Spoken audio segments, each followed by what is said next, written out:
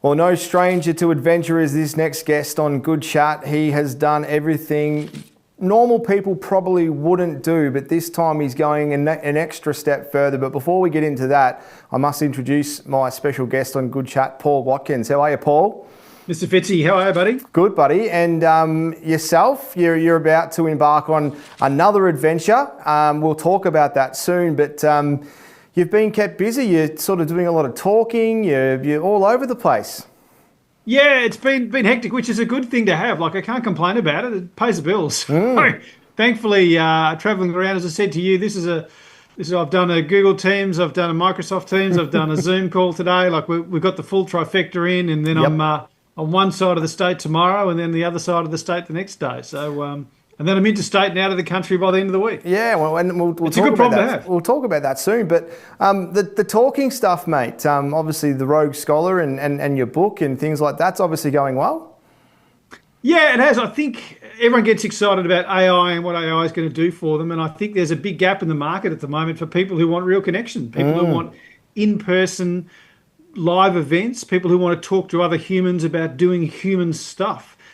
So thankfully that's resonated well, which has allowed me to go out and do my song and dance on, how do we do hard things? How do you build evidence that you're the kind of person that can do hard stuff? How do we build confidence?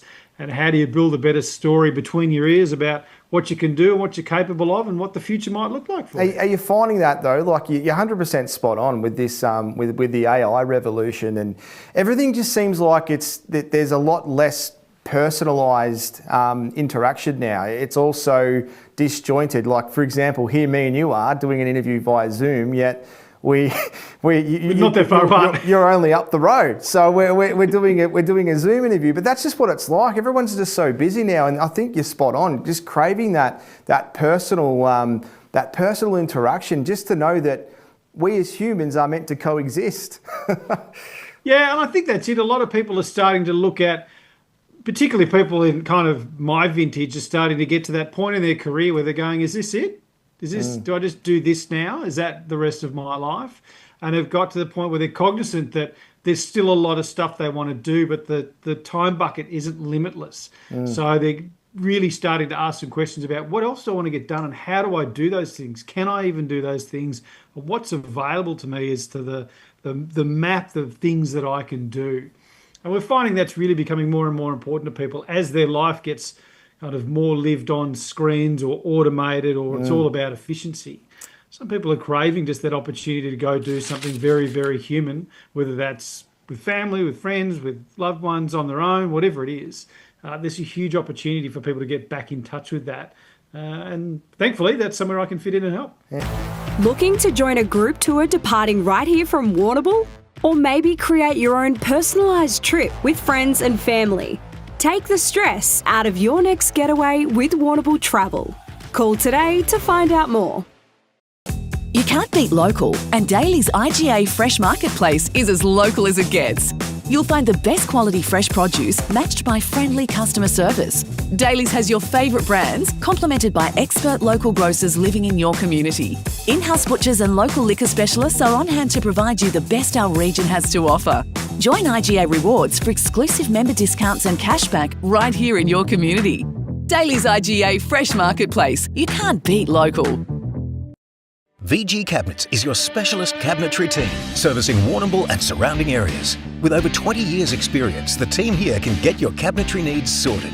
Housing a CNC router to make sure all the cuts in the workshop are accurate for a perfect install on site. VG Cabinets cover all areas, including kitchens, vanities, laundries, flat packs, stone bench tops, and new homes and renovations. We offer free quotes on any job, so don't hesitate to call Lee on 0408 580 991. You are doing something new. You've been known to go and do things like the Arctic 6633 and all sorts of all crazy stuff that you've obviously been known for now. But you got a new adventure kicking off this week. Tell us about it and what it's all about. Yeah, so as you mentioned, I've done a lot of cold weather stuff. And the question comes like, what's an environment where I will learn? Like, if you keep doing these difficult challenges, what's the purpose of doing it? And for me, it's always been to discover more about myself, to learn about who I am and what I'm capable of. So to go and do something cold again, having spent seasons or 2, 3 seasons in the Arctic Circle, a season in the Antarctic, and plenty of cold mountains, to do something cold probably didn't really make sense. So I kind of spent some time looking for something that would be the opposite. What's the absolute opposite of that? And a few friends of mine had done some races with an organisation out of the UK called Beyond the Ultimate. They run a bunch of races all over the world, and one of them is a desert race. And I thought, well, that sounds like somewhere I would definitely learn. I've never done a really, really hot race before. And this is a stage race, so this is different to what I've done before. I normally do single stage, just you start here and the clock runs 24/7 and you keep going until the job's done. Whereas this is over 5 days and you operate all day, but you stop every night. There's a camp where everyone stops at night. You know, you get your little sleeping bag out, have a snooze, and then you back up and we start again the next day. So much more structured. I'll actually get some sleep. So a different event. So this event is in Namibia, so in West Africa, across the Namibian desert.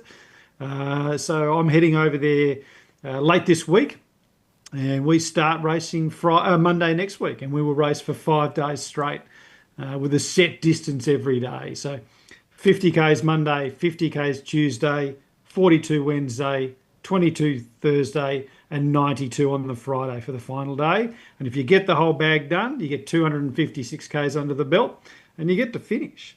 So that's the plan. And every single step of it will be right across the desert. So Wow. we're looking forward to, I'm going to get a tan. I might I was also going to melt. say you are a token white male. I am. I'm not ready, but glasses. I'm definitely going to get. I'm pretty pasty. I might get fried. But look, the expected temperatures are up to. Well, last year they got up to 53, but very low humidity. So it's a juxtaposition. If it sounds pretty bad on paper, but in reality, it's probably going to feel lower than that, just because it's so dry. The humidity is, I think, around kind of 15%.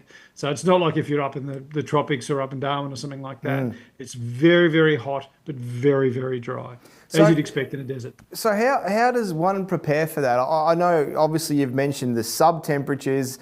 It's easy to get up early and go for a walk. We get cold enough temperatures down here, and you know, you go and sit in freezers or do whatever else you need to do. How do you prepare your body to go and do something at the other end of the scale when you're dealing with such extreme temperatures? Well, you do the opposite. You've got to train your body, but you've got to train your mind as well. And thankfully, you can do both of those things at the same time. So a good example of something I've done is I've got a traditional sauna at home, a little flat pack sauna we put together. And I gutted it, took out all the seats and benches and put a stationary bike in there, like a spin bike. And I can get that sauna up to whatever temperature I want. So I get it up to what I'm expecting in the race, a kind of 50 odd degrees, low humidity. And then I'll sit on the bike and I'll pedal. And I get in there nearly every day at the moment, just to spend up to around about an hour in there, get the heart rate to where I expect it'll be when I'm racing, and just get comfortable being really, really uncomfortable. So start to train your brain to not panic when your heart rate's really high, when it's really, really hot and the air feels like it's burning. You know, train your brain to stay calm. You know what to do. You know how to breathe. You know how to regulate. You know how to slow down when you need to slow down, speed up when you can, and just start getting the body used to it physiologically, but also get your brain conditioned not to freak out when you're running through the desert and you hit a real hot pocket. There's a couple of spots where it really bakes off the rocks, and we've been warned that those things will just be a microwave as you're going through. So there are some things you can do, even here in the southwest where it doesn't get that hot. You can be smart about prepping and preparing so that you've got at least not as much of a shock when you rock up on day one. Why, mate? Why do you do this? You've got a loner, you're Campbell and Noah, beautiful family, you've got a great life, you've got all the... When you want to preserve something, mate, you put it in the freezer, you don't put it in the oven. You don't desiccate it and turn it into human jerky. So, yeah. No, there's two things, really. Part of it is, as I said, just to discover who I am. Like, what are you capable of? I'd be terrified if I spent my entire life thinking that my capacity out of 10 was 5, and it turns out it was 9.5, and I spent my entire life missing half of my capacity of what I could possibly do. So I just think you've got a responsibility to see how far you can dig and what you're capable of. And for most people, it's an enormous amount. They just never get the opportunity or the chance to go out and dig and see how deep down they can go. And I enjoy doing that and discovering that about myself. And I think it's also important as part of your family that, people always say, oh, you die for your kids, which is great. Yeah. But have you considered living for them as well? Yeah. Have you considered making sure that you're the best version of you so you can be the best version of you for them and set a great example of going out and doing difficult things, of staying fit and healthy and trying to balance, learning about yourself, dealing with failure. You don't always win, you don't always finish, some things go well, some things don't.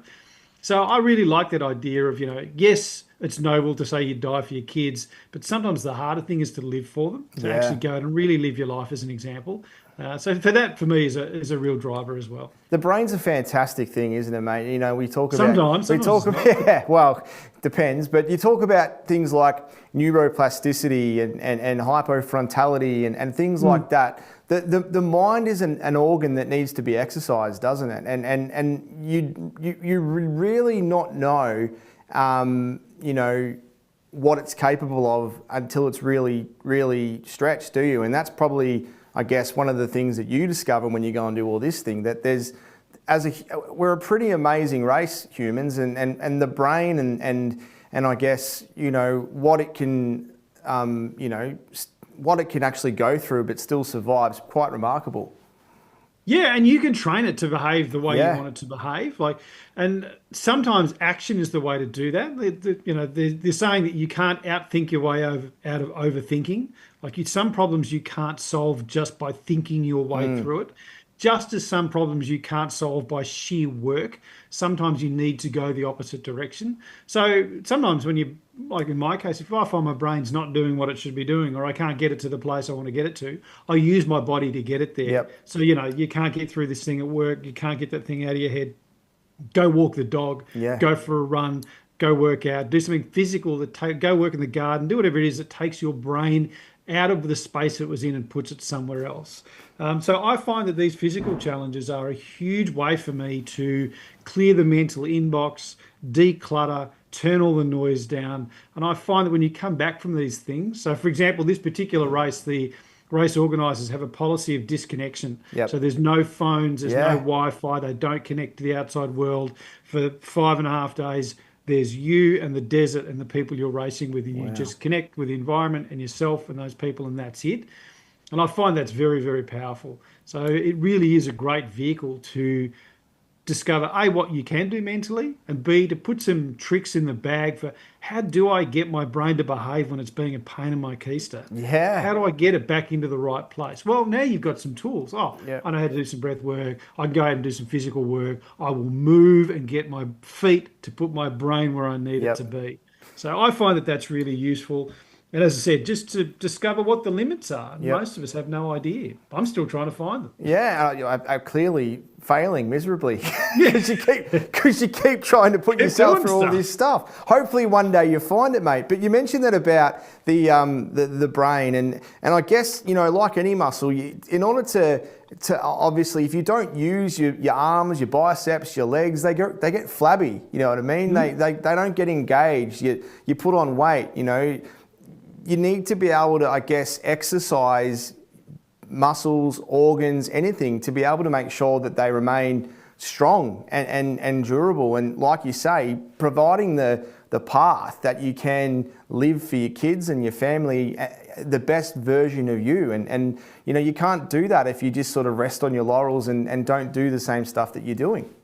Yeah, and it doesn't always have to be, David Goggins adjacent. You don't have to be the hardest man in the world and do hard physical things all the time. Like the athletic model that you suggested then really does apply. Like you need to train things and test them and, put them under load regularly, but you also need to allow them to rest and recover, and they need good nutrition. So like mentally, that means you do need to do hard things, and you need to challenge yourself mentally with, ideas, what you consume, those kind of things. But you also need to curate that a bit too. Like if you sit there and your entire input is Instagram reels, it's probably not a great diet. No, definitely. So you need to get a good mix of those kind of things, and you do need to do some hard stuff. And you also need to turn the thing off every now and then and just let it decompress and recover before you go and do the next thing. So kind of that athletic model is really useful, and it applies mentally just as much as it does physically. I've definitely found that just through some of the reading I've been doing over my journey over the past 12 months. But a couple of quick questions before we wrap up, mate, because I know you've got to go. But, you know, we've spoken many times before. You've gone and done things like the Arctic 6633 and your food stores and your diet and what you need to eat. How different is what you need to put into your body when you're going to the other extreme compared to what you're putting into your body when you're going to the Arctic 6633, for example? Is it the same stuff? Is it the same principle, or is it a little bit different? Yeah, great question. It's very similar. The only difference is the maths is a little different. So in the cold, you're burning a base rate of calories that's enormous just to stay warm. So you have to have a huge amount of calories just to keep your body functioning, let alone athletically do stuff. Now I've got the opposite problem. I don't need to stay warm. I need to cool down all the time. So the calorie need is probably half what it was in the Arctic. So I'm gunning to hit about 3,000 calories a day. But the trick is you've still got to carry that. We have to be self-sufficient to a degree in that we've got to carry 5 days of food. You've got to carry your sleeping bag, first aid kit, emergency gear, all that kind of stuff.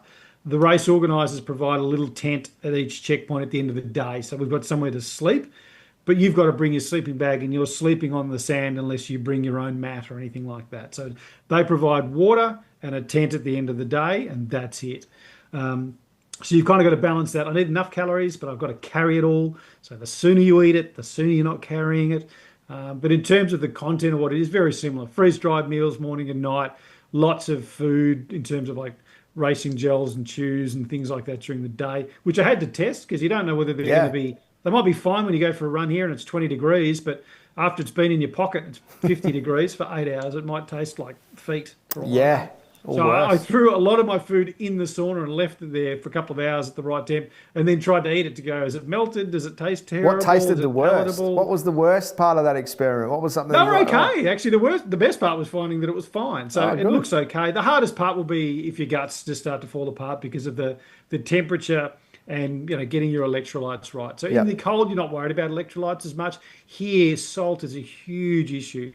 So I really got to think about how much you're sweating, how much fluid you're getting in, how much salt you're losing, keeping your electrolytes balanced. If you get that equation sufficiently wrong, that can be quite troublesome. But I've done a lot of research, spent a lot of time, I have a lot of experience in kind of getting a good picture of how much I need, when I need it, and how it's going to work. Yeah, fantastic, mate. And if any of us are interested in following the journey, is there a way? I know in previous races there's been trackers and different GPS stuff that we've been able to follow. Is there a way that we can follow you on this journey? The organisation's website, so that's beyondtheultimate.co.uk is their main website. And I believe once the trackers are live, which will be early next week, their main site will have it as a banner at the front, so you can follow it there. I will attempt to post it up on my socials and things, but I'm not really sure how much coverage I'll have when I get there and when we'll get the tracking data. But we'll try and pop it up and shoot it around so people can watch my little slowly melting dot grind its way across the desert. We might be able to catch up for a chat at some stage. I know you've got no disconnection over there. Afterwards, hopefully. I think we've got a day in Windhoek, which is the capital of Namibia. Before I come out of there, so I'll try and touch base. Hopefully, I won't have melted, and my phone won't be a little puddle on the floor, and we can catch up. Any chance of African animals, wildlife? Yeah, absolutely. It's not in a game reserve or a conservancy. This is just out in the wild. So they said you kind of need to be prepared for whatever. They regularly get elephants. They do get, there's a rhino conservatory that we go past. Or conservatory.